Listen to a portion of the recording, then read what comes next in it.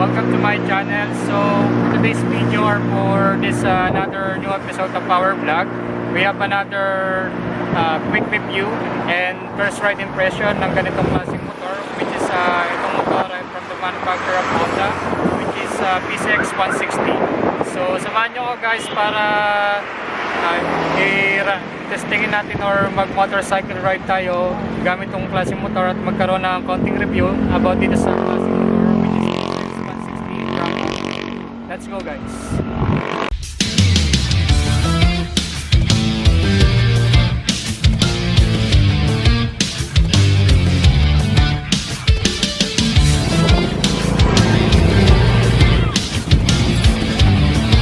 Hi everyone! We have another quick review and sharing of information about dito sa napaka-forma at napaka-klase ng motorsiklo nakikita nyo ngayon sa bidyong ito, which is Honda PCX 160 2023 model.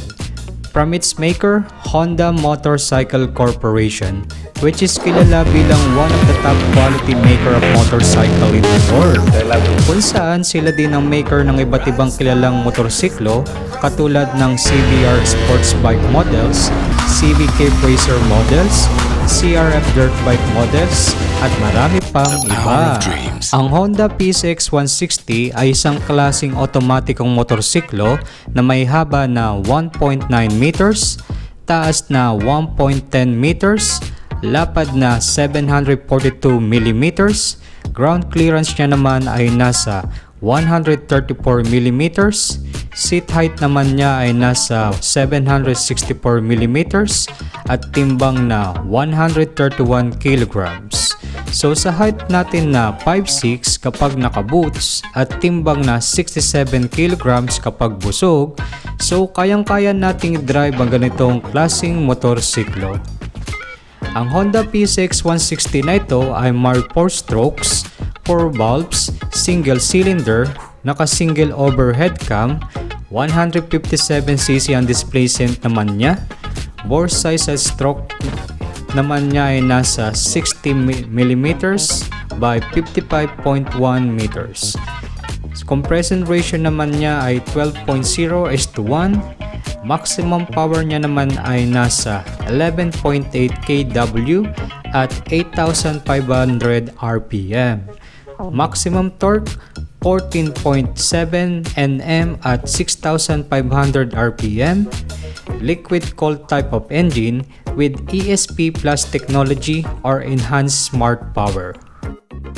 Kung saan ang technology na ito galing kay Honda ay isa sa napakagandang improvement na ginawa nila sa makina ng isang motorsiklo, katulad ng 4 valves mechanism, kung saan imbis na 2 valves normal mechanism ay 4 valves mechanism na ang nagbibigay power sa makina nito. Bukod dito ay mas pinalaki pa nila ang total valve area nito with more intake and exhaust efficiency, resulting for more higher power output. Then yung bore size naman niya ay mas pinalaki pa nila at pinakli din nila ang stroke nito, which reduce sliding resistance that contributes to enhance power output to an engine. Then yung sigonyal naman nito ay in-improve nila with high rigidity at new design kung saan nilagyan ng roller bearings ang right side ng sigonyal para ma-prevent from deflecting due to inertia and combustion at high RPM, resulting in increased power output and reduced noise and vibration. Then sa ESP Plus technology nilang ito ay dinagdag din nila ang piston oil jet mechanism na karaniwang makikita sa ilang modelo ng kanilang motorsiklo, katulad ng CRF 450R, kung saan ang pagdaloy o injection ng lang puntang piston ay magmumula sa likod, which is makakatulong para malimitahan ang pag-init ng isang piston at maiwasan ang pagkakatok ng isang makina due to its abnormal combustion while allowing the ignition timing to advance, which contributes to increased power output.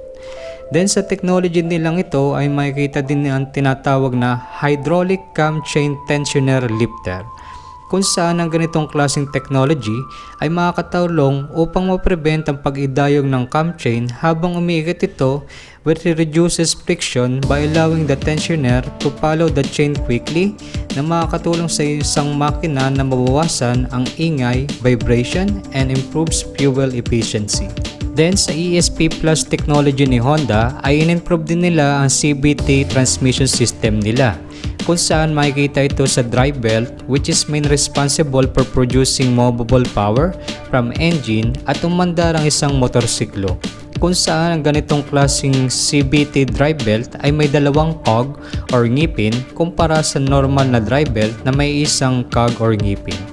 At dahil nga dalawa na ang cogs ng CVT belt nito ay magkakaroon ng sobrang smooth na galaw ng belt, which result high efficient output transmission with less loss of driving force and low fuel consumption. So sa technology din lang ito ay in-improve din nila ang air intake system, which is mas pinalaki nila ang inlet pipe at pinalawak ang capacity ng air cleaner, which contributes high power output. At ang panghuli about sa ESP Plus technology ni Honda ay yung exhaust system nila, kung saan binago nila ang exhaust pipe design nito na karaniwang nakabaluktot ay itinuwid na nila ito para mabawasan ang exhaust resistance at ma-achieve ang powerful driving performance. At bukod dito ay nilagyan pa nila ito ng catalyzer para ma-improve ang exhaust gas purification performance. Then fuel injected type siya with PGM-FI or Program Fuel Injection Technology, kung saan sa technology ito ni Honda na nakalagay sa mga auto na karaniwang makikita sa mga auto ni Honda na inilagay na rin sa mga motorsiklo katulad nitong Honda PCX 160. Consist ito ng isang piezoelectric sensor at computer module para masukat ang pagbuga ng gasolina papunta sa inlet port ng isang motorsiklo, intake manifold pressure, crankshaft RPM, at air quality, which resulting low fuel consumption with high performance of an engine. Ang fuel consumption naman ni Honda PCX 160 ay nasa 45.1 km per 1 liter. With fuel tank capacity of 8.0 liters and fuel lid cap holder. Ang engine oil capacity naman niya ay nasa 0.9 liters. Then yung braking system naman ng motor na ito ay tinatawag nilang CBS or Combined Braking System, kung saan hindi lang isa kundi dalawa ang preno ng motor na ito at parehong naka-disc brake with CBS braking technology system ni Honda na talaga namang mapapawaw ka na lang talaga, kung saan ang braking system technology na ito ay may mechanism na kahit isang preno lang ipiga mo, kapag activated ang CBS ay hindi lang isa kundi pati yung isang preno ay ma-activate din, which means isang piga ng isang preno, dalawang gulong ang mapepreno nito ng gulong ng motorsiklo na ito, which provides stable decelerating while braking at high speeds at extra safety feature para sa isang rider. Then, telescopic fork type ang front suspension niya at twin shock suspension type naman sa likuran. CVT type of transmission, ang size naman ng gulong ni PCX 160 sa harapan ay 14, 110/70, 50p. Sa likuran naman ay 13, 130/70, 63p. At parehong tubeless type na gulong. Cast wheel type at may wheelbase na 1.3 meters. Mapunta naman tayo sa mga pailaw ng motorsiklo na ito with its classy and unique design, both headlight at taillight, which has LED type of lightings na hindi lang nakadagdag forma at pogi sa motorsiklo na ito kundi sa pagbibigay gabay at protection sa isang rider habang ginagamit ang ganitong klaseng motorsiklo. Then very comfortable, convenient at maluwag na upuan na ito, which is amazing talaga. Isa mo pa dyan ang footrest na motorsiklo na ito, which is both rider and back ride will have a very relaxation ride, lalo na sa mga long ride with step floor matting. Then sa ilalim nga ng upo na ito ay very spacious na compartment with its 30 liter capacity na kasyang-kasya ang isang helmet. Speaking of relaxation, ay isama mo na rin dyan ang handlebar at position ng handlebar na ito, which is parang Japanese bike-like handlebar design na talaga namang comfortness ang abutin kapag nagmaneho ka ng ganitong motorsiklo.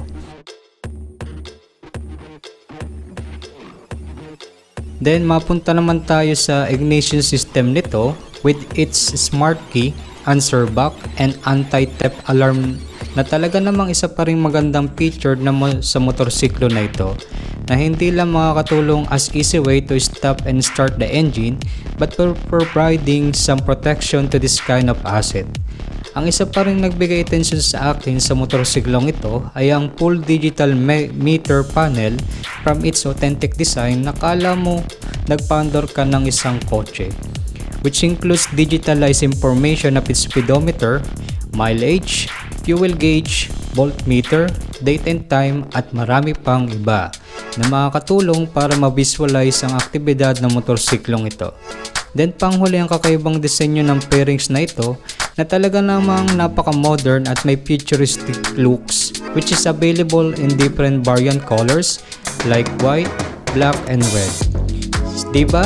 Ang klase at ang galing nga ng motorsiklo na ito. Alright everyone, kung meron akong hindi nabanggit at gusto nyo ibahagi ang ibang mga exciting feature ng ganitong klaseng motorsiklo, which is PSX 160, pakilagay na lang sa comment section ng video ito. Maraming salamat po.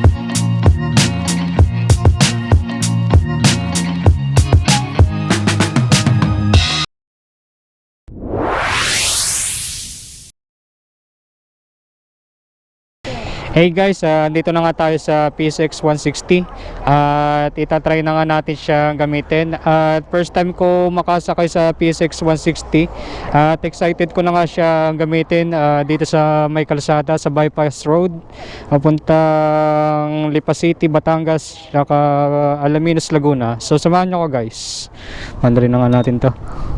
Yun no, pag start mo pa lang para sasakay ka ng ng kotse. Sobrang classic talaga ng to, pang sosyalan na motor. Pandarin natin yun, papandarin na natin siya. Let's go guys.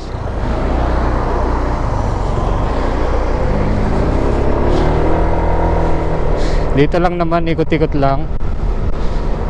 Pandarin natin siya. Talaga naman pagpiga ko pala dito sa motor na ito naramdaman ko na yung responsiveness ng throttle sa makina.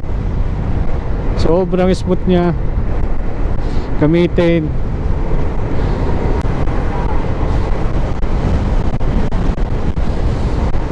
Pwede talaga pang long ride. Pag upo ko pala sa upuan ng PSX 160, nararamdaman mo na yung convenience at comfort Other like na ibang klaseng motor, talaga dinesign siya sa convenience sa comfort ng habang nagmumotor ka. Talagang Ayan nga, meron pa siyang iba't ibang klaseng picture like ABS, tsaka alam ko may traction control tong motor na to eh. Talaga namang hindi mo maiwasan na pagka dumaan tong motor rin mapapatingin ka eh. Ito yung mga klaseng motor na talagang pwedeng gamitin kahit saan.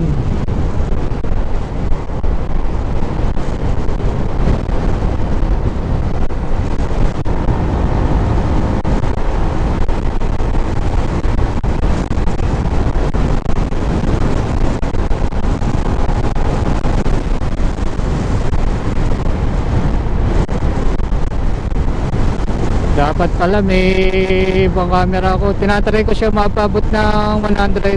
Titingnan natin ko ilang segundo yung kaya niya mabot para maabot niya yung 100 km/h. Medyo mahangin din sa kalsadang to eh.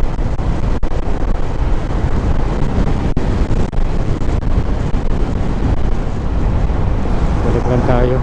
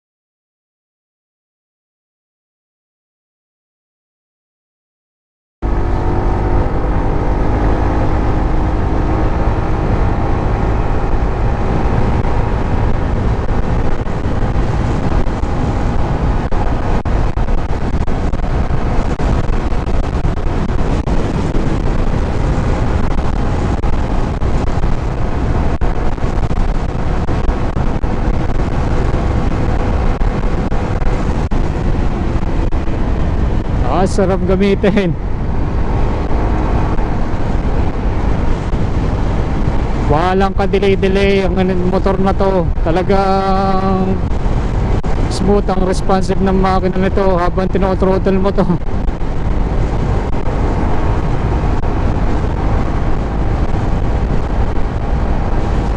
Sarap gamitin.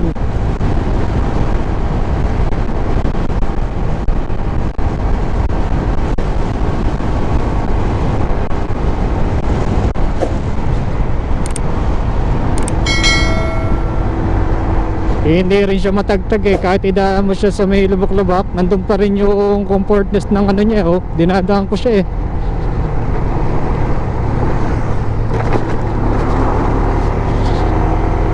Nandun pa rin yung convenience ng pagkakaupo mo habang nagmumotor ka, kahit idaan mo sa lubak. Sarap gamitin.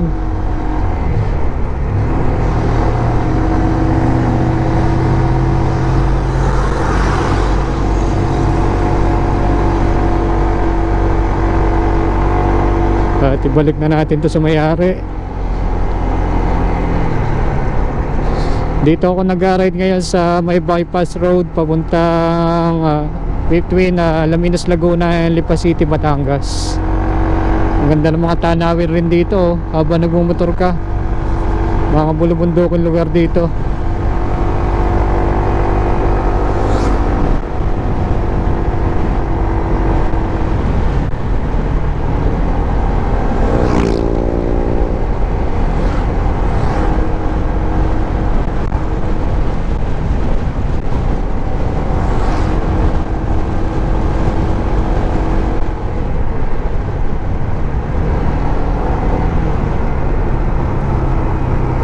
Dito na tayo.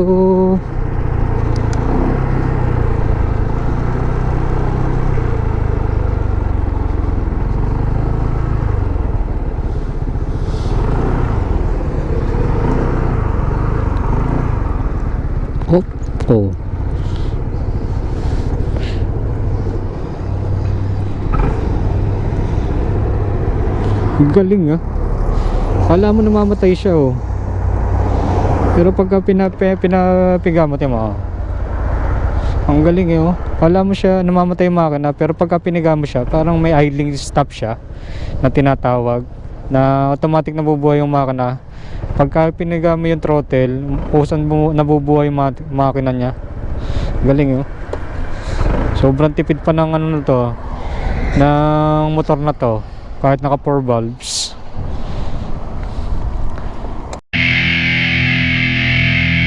Hey guys, ayun nga na nagbigay tayo ng konting quick review at nakapag-ride na nga tayo dito sa motor na to, which is PCX 160. So, makausapin natin yung right owner ng motor na to, which is si Kuya Jeff. Kuya Jeff, magandang araw po at welcome po sa Mike Motor TV. Kwento nyo nga, bakit ba nagustuhan nyo yung PCX 160? Talagang Nagustuhan ko sa PCX 160. Sarap siyang ilang ride. Komportable sa kaya. Nakatabis ko. ano yung indication na talagang PCX 160 yung gusto mo kuning motor other than sa ibang motor? Sa PCX mas gusto ko yung kanyang seat position sa sitting height. Oo nga. Kaya yung komportable ako sa kaya magandang manakbo. Smooth na. Oo nga. Kita-kita ka naman nung pag-usay ko pala dito sa pwede ko motor na to at saka yung motor. Naramdaman ko na agad yung comfortness niya at saka talaga yung convenience niya habang ginagamit tong motor na to sa kalsada. So, gano'n nakatagal tong motor sa iyo? Ito ay 6 months. 6 months pala. 6 months. Sa Honda mo talaga binili na. So, Kuya Jeff, maraming salamat sa quick interview sa iyo para sa pagpapakilala mo ng iyong motor. Nagpapasalamat ako na pinayara mo itong motor na to para ma-experience namin and also to show my viewers about this kind of motorcycle sa ating channel. Maraming salamat. And that's it guys, I hope so na nagustuhan nyo or na-appreciate itong klaseng pag-review natin about dito sa quick ride and first impression pagsakay natin dito sa klaseng motor, which is PSX 160. At magkita-kita tayo sa susunod nating episode dito sa content at channel na ito. At muli, si Mike Motor TV or Mike Motor Vlog. See you again guys. Yeah.